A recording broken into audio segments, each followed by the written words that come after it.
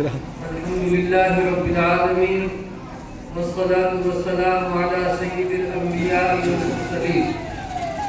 محترم بزرگوں، پیارے نوجوانوں اور عزیز بچوں، ہمارا ملک بھارت ایک جمہوری ملک ہے۔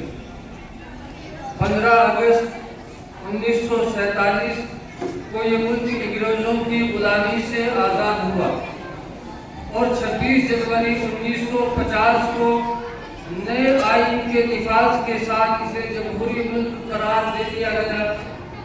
اس وقت سے آج تک ہم 26 جنوری کو یوم جمہوریہ کے طور پر مناتے ہیں۔ اس دن کی بھی الگ ایک تاریخ ہے۔ دراصل آزادی سے پہلے 26 جنوری 1930 کو کانگریس نے انگریز حکمرانوں سے مکمل آزادی کا مطالبہ کیا تھا۔ اس وقت یہ مطالبہ منظور نہیں کیا گیا۔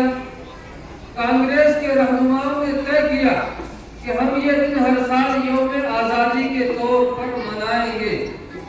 چنانچہ آزادی حاصل ہونے تک یہ دن آزادی کے طور پر منایا جاتا رہا ہے۔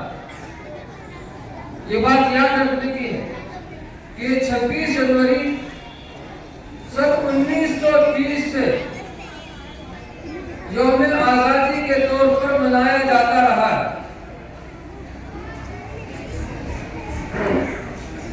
یہاں تک کہ 15 اگست 1947 کو آزادی کی وہ عظیم نعمت حاصل ہو گئی جس کی لڑائی سن 1754 سے لڑی جا رہی تھی۔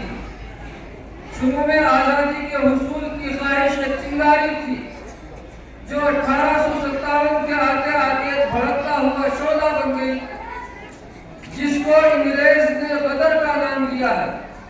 یہ لڑائی پورے ملک میں بہت جوان مردی اور حوصلے کے ساتھ لڑی گئی۔ لاکھوں باشندے شہید ہوئے۔ بظاہر 1857 کی آزادی کی یہ جنگ ناکام ہو گئی، مگر آزادی کا یہ شعلہ دلوں میں بھڑکتا اور بجھتا رہا۔ 19ویں صدی کے آغاز میں یہ شعلہ پھر بھڑکا۔ اس وقت شعلے کی تپش بھارت کے سبھی باشندوں نے محسوس کی اور سبھی اس تحریک کا حصہ بنے۔ بھارت کی سبھی قوموں کی انتھک کوششوں اور بے مثال قربانیوں کے نتیجے میں آزادی حاصل ہو گئی۔ اس وقت یہاں انگریزوں کا آئین رائج تھا۔ انگریز کے آزادی کے 15 دن بعد 29 اگست 1947 کو طے کیا گیا کہ آزاد بھارت کا اپنا آئین بنایا جائے، جس میں اس ملک کے تمام باشندوں کے حقوق کا تحفظ بھی ہو اور ان کی خوشحال اور پرامن زندگی کی ضمانت بھی۔ اس مقصد کے لیے دستور ساز اسمبلی نے 7 افراد پر مشتمل ایک کمیٹی ڈاکٹر بھیم راؤ امبیڈکر کی صدارت میں تشکیل دی۔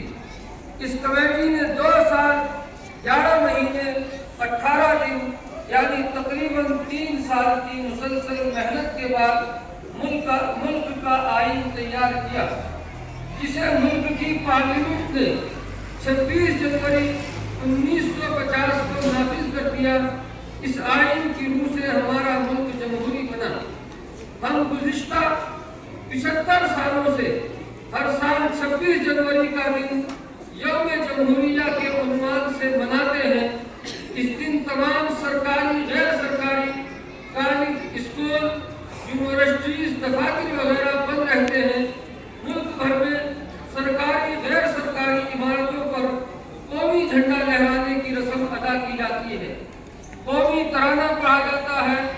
رنگا رنگ کے ثقافتی پروگرام پیش کیے جاتے ہیں اور تقریریں کی جاتی ہیں، جن میں جمہوریت کے فوائد گنائے جاتے ہیں۔ اس کے تحفظ کے عزم کا اعادہ کیا جاتا ہے۔